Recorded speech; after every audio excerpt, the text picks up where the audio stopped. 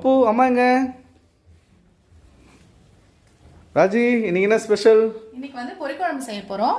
அதுக்கு என்னென்ன தேவைன்னா, ஒரு 2 வெங்காயம் நறுக்கி வச்சிருக்கேன், கருவேப்பிலை, கொத்தமல்லி, 2 தேங்காய் பத்தை, உருளைக்கிழங்கு, கத்திரிக்காய். நீங்க உருளைக்கிழங்கு இவ்வளவு நீட்டா இது பண்ணிருக்கீங்க?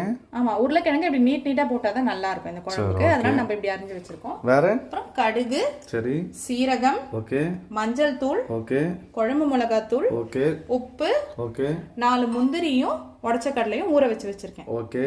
அப்புறம் இதுக்கு வந்து தேங்காய் எண்ணெய், கடலை எண்ணெய், இது ரெண்டுமே நம்ம யூஸ் பண்ண போறோம். சரி, 2 எண்ணெய் யூஸ் பண்ணனும். ஆமா, 2 எண்ணெய் யூஸ் பண்ண போறோம். சரி, ஓகே, ஸ்டார்ட் பண்ணிடலாமா? ஓகே. இப்போ ஸ்டவ்வை பற்ற வச்சுக்கோங்க.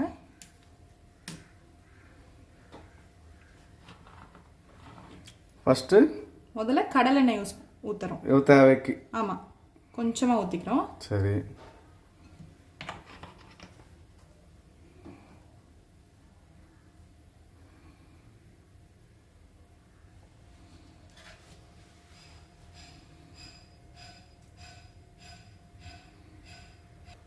எண்ணெய் சூடானோன்னு எண்ணெய் சூடாயிடுச்சு இப்போ. ஓகே. அதுல வந்து சும்மா கொஞ்சம் கடுகு. சரி, தேவைக்கு. ஆமா, இல்லை இவ்வளோ போடணும்னு இருக்கா? இல்லை, சும்மா கொஞ்சம் கடுகு போட்டுக்கணும். சரி.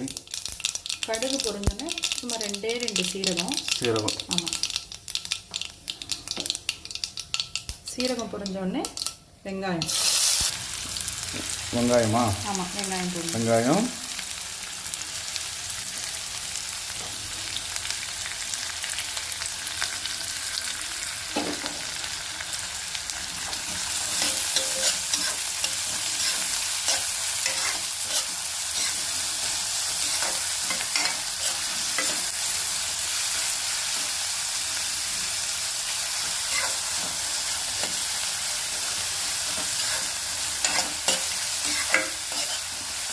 வெங்காயம் ப்ரௌன் ஆகிறதுக்கு அளவுக்கு வரணுமா? ஆமாம், கொஞ்சம் ப்ரௌன் ஆகணும், ரொம்ப ப்ரௌன் ஆகணும்னா நம்ம கொஞ்சம் ப்ரௌன் ஆகணும். போதும், இவ்வளோ ப்ரௌன் ஆனால் போதும். சரி. அடுத்து இங்கே வெட்டி வச்சுருக்க உருளைக்கிழங்க இதில் சேர்த்துக்கணும்.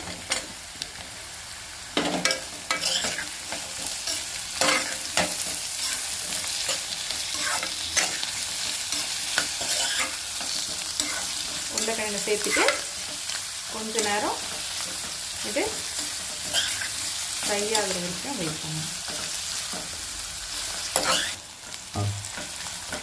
இப்போ அடுத்து கத்திரிக்காய், வெட்டி வச்ச கத்திரிக்காவை இதில் சேர்த்துக்கிறோம். சரி. உருளைக்கிழங்கு இப்போ எப்படி அது இதுவாகிடுச்சுன்னு கண்டுபிடிச்சிங்க? அது சும்மா கொஞ்சம் நேரம் எண்ணெயில் வதக்கணும்னா அது அப்படியே கொஞ்சம் ஒரு மாதிரி இது மாதிரி ஆகிடும், வதங்கின மாதிரி இருக்கும். ஓகே. அடுத்தது நம்ம கத்திரிக்காவை ஆட் பண்ணிக்கணும். சரி. 2த்தையும் சேர்த்து நல்லா வதக்குறோம். எவ்வளோ நேரத்துக்கு? அது வதங்குற வரைக்கும் கொஞ்சம். இப்போ கத்திரிக்காய் எவ்வளோ நான் இது பண்ணணும்? ஒரு 5 நிமிஷம் வதக்கணும். அப்படியே வதக்கிட்டே இருக்கணுமா? வதக்கிட்டே இருக்கணும். சரி, ஓகே. இப்போ ஒரு கொஞ்சோண்டு கருவேப்பிலை. ஓகே. போட்டு நல்லா வதக்கணும்.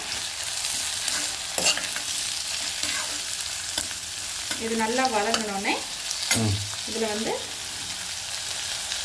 சும்மா 1/4 ஸ்பூன் மஞ்சள் தூள். சாரி. அப்புறம் இதுக்கு தேவையான மிளகாத்தூள் ஒரு 2 ஸ்பூன் குழம்பு மிளகாத்தூள். 2 ஸ்பூன். அவங்க வீட்டுக்குள்ள கொஞ்சம் வந்து காரம் அதுக்கேற்ற மாதிரி அவங்க போட்டுக்கலாம். மிளகாத்தூள் போட்டுடணும். சரி. போட்டுட்டு இதை நல்லா கலந்து வச்சுக்கணும்.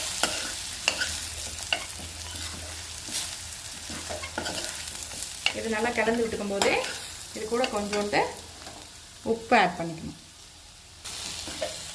இப்போ இது கூட உப்பு ஆட் பண்ணிக்கணும். அவங்கவுங்களுக்கு தேவையான உப்பு ஆட் பண்ணிக்கணும். உப்பு வந்து கொஞ்சமாகவே ஆட் பண்ணிக்கணும், ஏன்னா தேங்காய் அரைச்சி ஊற்றினோடனே உப்பு கரைச்சிடும், பார்த்து கூட நம்ம போட்டுக்கலாம். இப்போ இதை நல்லா கலந்து வச்சுட்டு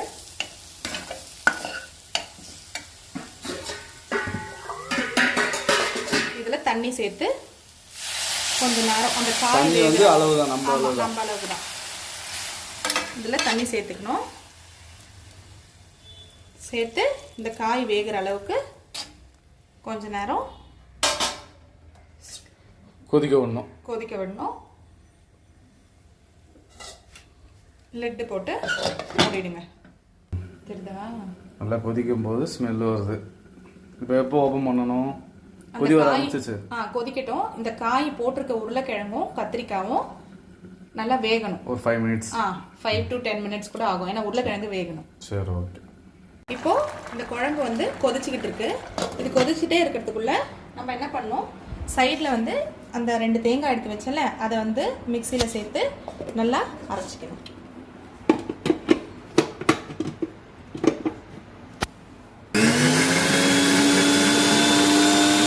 இப்போ அது கூட இந்த ஊற வச்ச முந்திரியையும் உடச்ச கடலையும் சேர்த்துக்கிறோம்.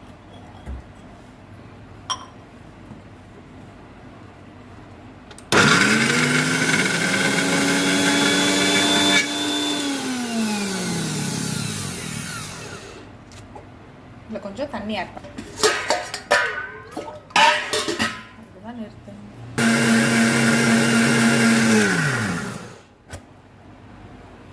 நல்லா பேஸ்டா, ரொம்ப சட்னி அளவுக்கு தண்ணி ஊற்றக்கூடாது.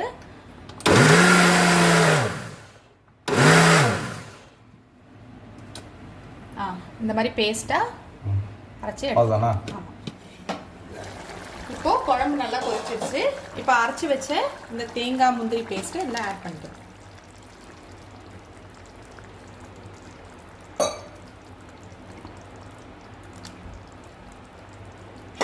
தேங்காய் முந்திரி பேஸ்ட் ஆட் பண்ணனே கொஞ்சம் நல்லா கிளறி விட்டுக்கணும். சரி. இதுக்கு முக்கியமானதே பார்த்தீங்கன்னா இப்போ நம்ம பண்ண போற அந்த தாளிப்பு தான். தாளி கட்டணுமா?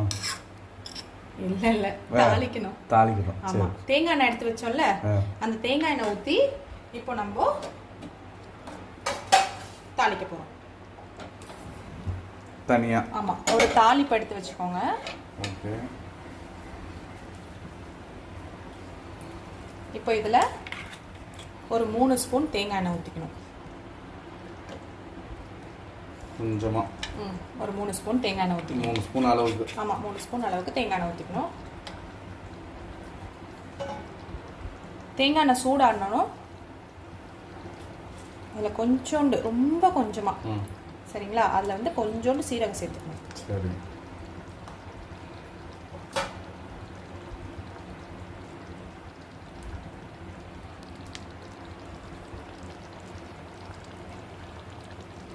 இப்போ இது நல்லா கொதி வர ஆரம்பிச்சிச்சு. ஆமா, இது நல்லா கொதி வரட்டும்.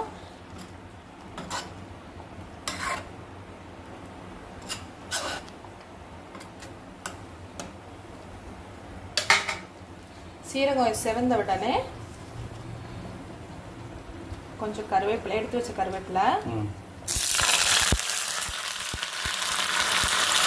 அதில் போடல. கருவேப்பிலை அதில் கொஞ்சம் சேர்த்துக்கணும். பட் இதில் தான் நிறைய போடணும். தேங்காய் எண்ணெய் வாசனை நல்லா இருக்கும். அப்புறம் கொத்தமல்லி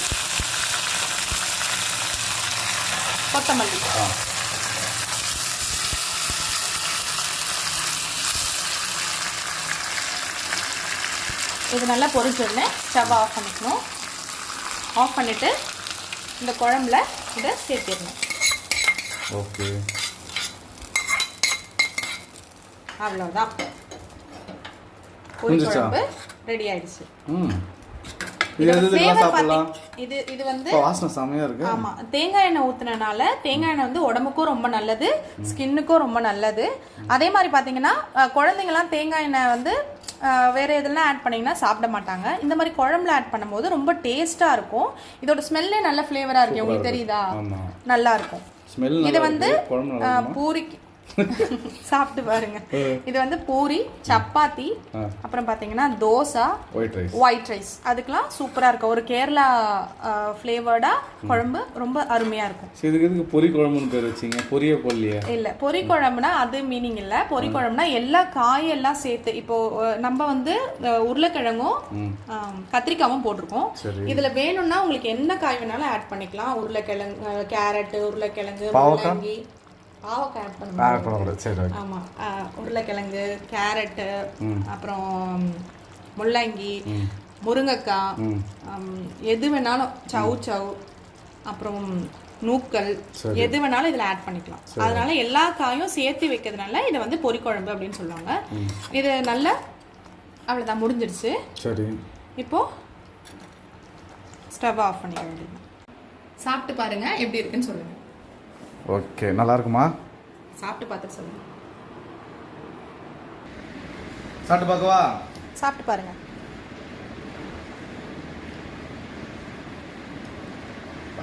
சூடாக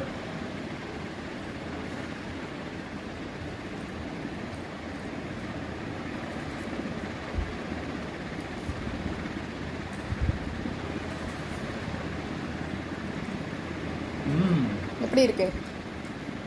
வேற மாதிரி சூப்பராக இருக்கு.